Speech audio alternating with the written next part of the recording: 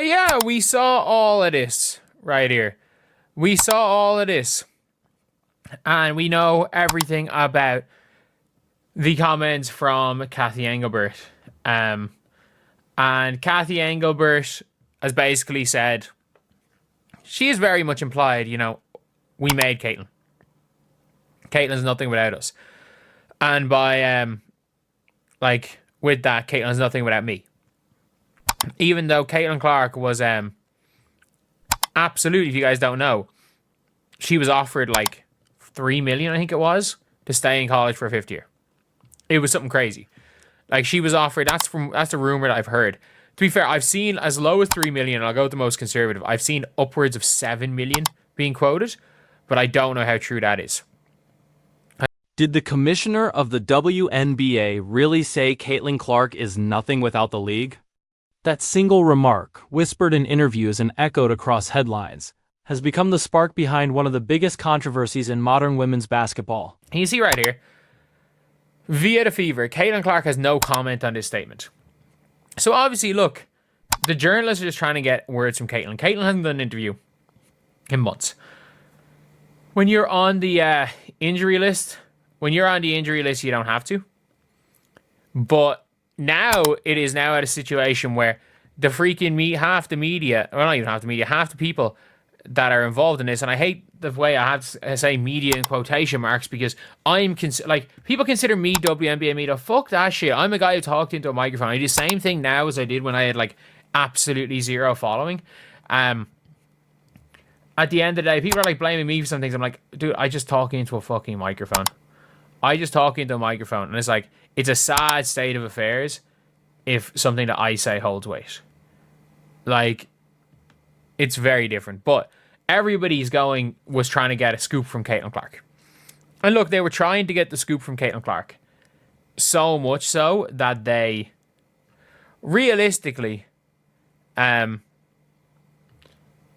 going to get a question that they know is not going to have an answer with. Caitlin Clark has no comment. But there are some people in the media, thankfully I haven't seen anything here, being like, oh, this could have been a great opportunity for, Caitlin. To her fans, Caitlin Clark isn't just another athlete. She's the star who turned women's basketball from a niche interest into mainstream conversation. But when Cathy Engelbert, the commissioner of the WNBA, implied that Clark's success was thanks to the league and not her own making, it didn't just upset fans. It exposed a deeper conflict that has been simmering for months. Caitlin Clark versus the very system she plays in. Clark's rise has been nothing short of extraordinary.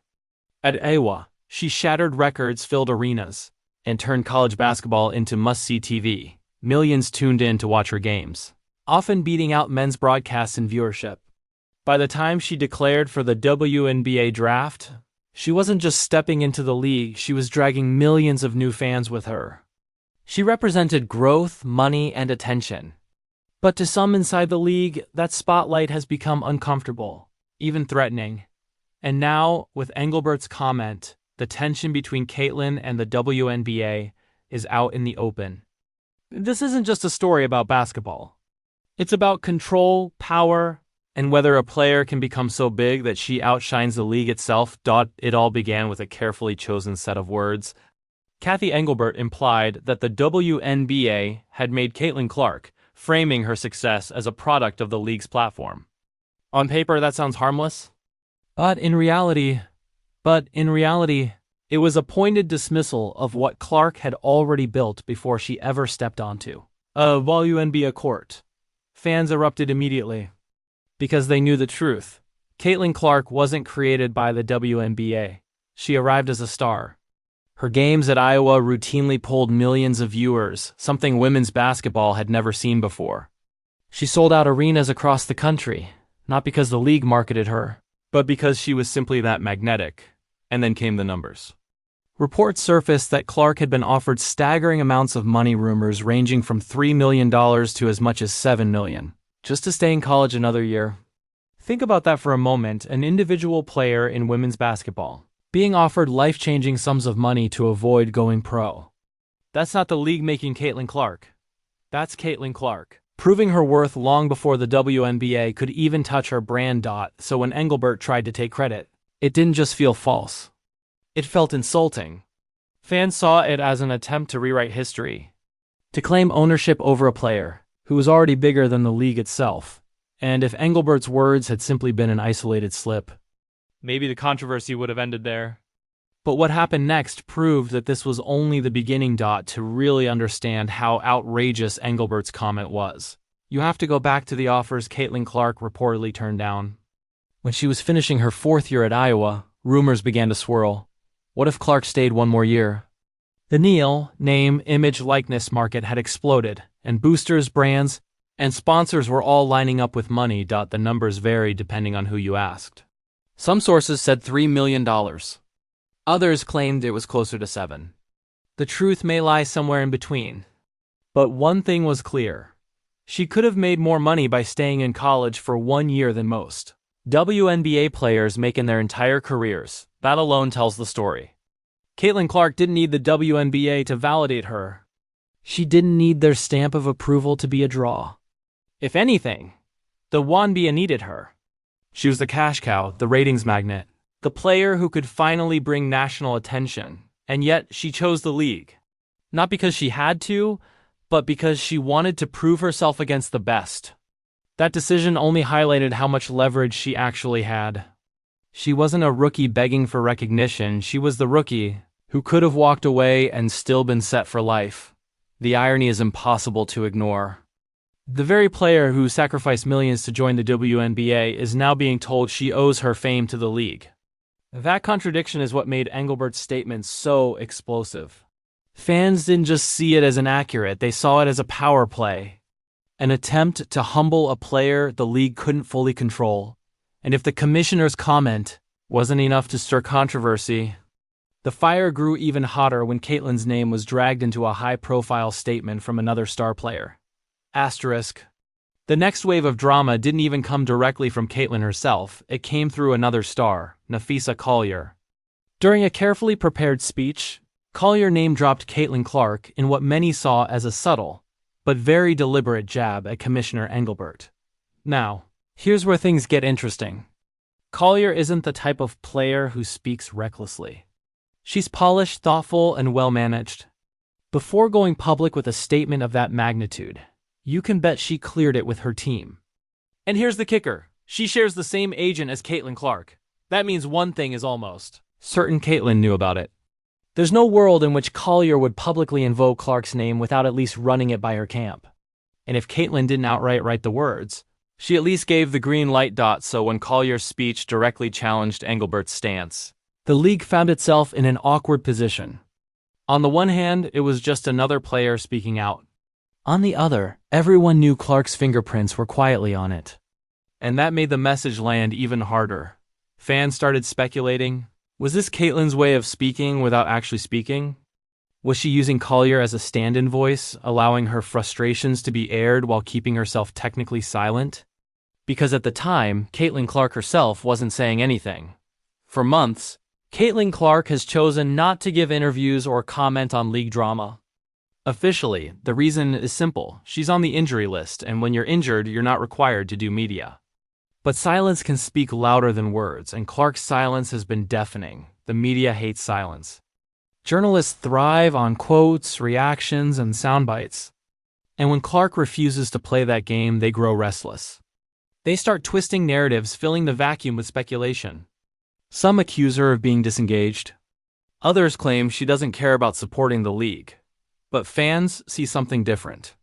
They see a player who understands the power of restraint. Every time Caitlin Clark refuses to speak, she denies the league and the media the ability to spin her words against her. In a way, her silence is its own kind of weapon. This has only added to her mystique. Instead of burning herself out defending every rumor or controversy, she simply lets the storm pass. And yet, paradoxically, the less she says, the more everyone wants to hear from her. It's the oldest rule of stardom. Scarcity creates demand. Still, this silence hasn't come without consequences. Because the more Clark stays quiet, the more others try to speak for her. And every time her name surfaces, whether in Engelbert's comments, Collier's speech, or media speculation, she becomes part of a story she didn't actually tell. But Caitlin has been here before. This isn't the first time silence was her best option. In fact, one of the most disturbing moments of her young career proved exactly why she can't always play the media's game. Asterisk at the height of the season. When emotions were running high and every game felt like a national spectacle, Caitlin Clark found herself in a situation no young athlete should ever face. Behind the highlight reels and the sold-out arenas, there were dark shadows, real threats. Multiple reports surfaced that Clark was receiving disturbing messages and even direct threats to her safety. Some of these came from obsessive fans, others from anonymous online accounts hiding behind screens. But the volume was enough to raise alarms. Think about it. A 22-year-old rookie carrying the weight of an entire league, breaking records and dragging women's basketball into mainstream sports conversation. And at the same time, she had to look over her shoulder because of threats. That's not just stressful, it's traumatic. The WNBA, of course, responded publicly by saying safety is a top priority. But insiders whispered that the league had not been proactive enough. Some security adjustments were made, but many fans and analysts questioned, why wasn't more being done earlier? Why did it take media exposure for Clark's safety to become headline news? Caitlin's family was visibly shaken.